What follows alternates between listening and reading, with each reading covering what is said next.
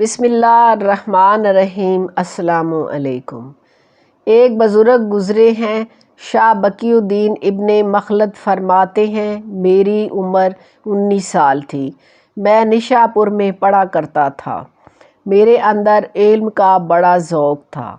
ایک استاد کے پاس جب میں پڑھنے گیا تو میرے استاد مجھے فرمانے لگے کہ بیٹے، تیرا ظرف بڑا ہے اور میرا علم چھوٹا ہے، تو کسی بڑے عالم کے پاس جاؤ۔ میں نے استاد سے کہا کہ کہاں جاؤں؟ کہنے لگے اگر ہو سکے تو بغداد شریف چلے جاؤ، امام احمد بن حنبل رحمۃ اللہ علیہ کی بارگاہ میں چلے جاؤ، وہ حدیث کے حافظ ہیں۔ کہتے ہیں میں نشا پور سے نکلا تو بحری راستے کے ذریعے جانے لگا۔ جب جہاز میں بیٹھا تو راستے میں طوفان آ گیا۔ طوفان اس تیزی کے ساتھ آیا اور اتنے دن جاری رہا کہ ہمارے جہاز کی سمت ہی بدل گئی، گویا جانا ادھر تھا تو جہاز کا منہ ادھر ہو گیا۔ فرماتے ہیں جا کے کسی کنارے ہم اترے، وہاں پتہ چلا کہ جس جزیرے پہ ہم اترے ہیں یہاں سے اگر پیدل جائیں گے تو 1.25 مہینے میں بغداد پہنچیں گے۔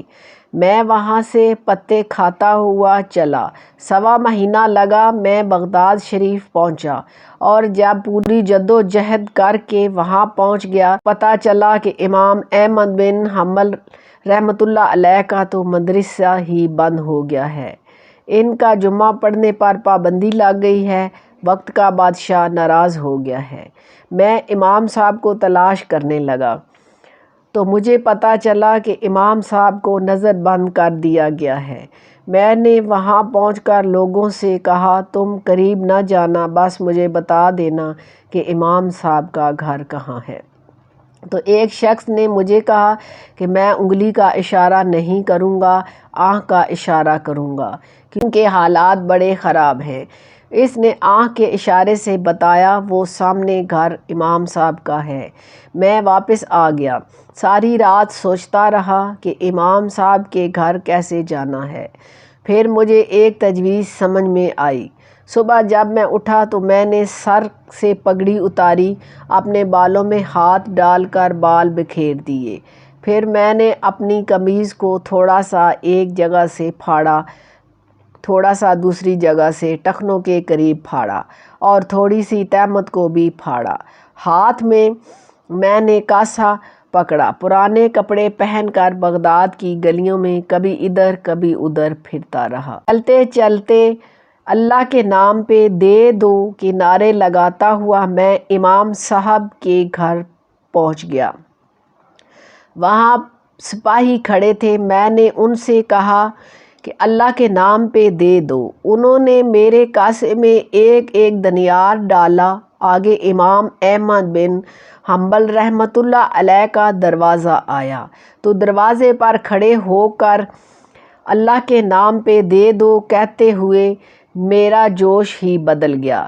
امام صاحب نے دروازہ کھولا، خوبصورت عمامہ اور خوبصورت چہرہ، ان کا چہرہ دیکھا تو میرے آنسو نکل گئے۔ امام صاحب نے جب ایک دینار میرے پیالے میں ڈالا تو میں رو پڑا۔ میں نے کہا بغداد کے بادشاہ، میرے محبوب کے علم کے وارث، میں بھیک مانگنے نہیں آیا، میں تو رسول اللہ صلی اللہ علیہ وآلہ وسلم کی حدیث سننے آیا ہوں۔ آپ نے مجھے خیرات نہیں دینی، بس مجھے ایک حدیث پڑھا دیا کریں۔ امام صاحب نے میرا چہرہ دیکھا تو خوشی سے کھل اٹھے، فرمانے لگے تو کیسے آیا ہے؟ میں نے کہا حضور میں بھکاری بن کر خیرات مانگنے آؤں گا۔ شاہ بقی الدین رحمۃ اللہ علیہ کہتے ہیں میں پورا سال بھکاری بن کے جاتا رہا۔ امام احمد بن حنبل رحمۃ اللہ علیہ مجھے فرماتے میں بھی سوچتا تھا کہ کہیں میرے علم کو زنگ ہی نہ لگ جائے۔ دیکھو اللہ نے فضل کیا ہے اور مجھے ایک طالب علم فرما دیا ہے۔ جب میں ان کے دروازے پر جاتا تو ایک ایک ڈھیلا بھی ڈال دیتے اور محمد مصطفیٰ صلی اللہ علیہ وآلہ وسلم کی ایک حدیث بھی سنا دیتا۔ ہمارے پڑھنے کا انداز یہ تھا کہ استاد پہلے عمامہ باندھتے تھے، جبہ پہنتے، اور اس قید اور نظر بندی کے عالم میں جب وہ نبی کریم صلی اللہ علیہ وآلہ وسلم کی حدیث سناتے تو ان کی آنکھیں آنسوؤں سے بھر جاتی اور وہ روتے روتے تڑپتے ہوئے حدیث سناتے، اور میں بھی اسی درد سے وہ بات وصول کرتا۔ سال گزر گیا، حکمران مر گیا، نیا بادشاہ آ گیا۔ اس نے خود امام احمد بن حنبل رحمۃ اللہ علیہ کو بڑا مدرسہ بنا کے دیا۔ اس نے بڑے جامع مسجد میں امام صاحب کی خطبہ جمعہ کا بندوبست کیا۔ ہزاروں طالب علم کئی ملکوں سے امام صاحب کے دروازے پر آ کے بیٹھنے لگے۔ جب میں بھی پہنچا تو امام صاحب فرمانے لگے، تو ذرا آگے آ جا۔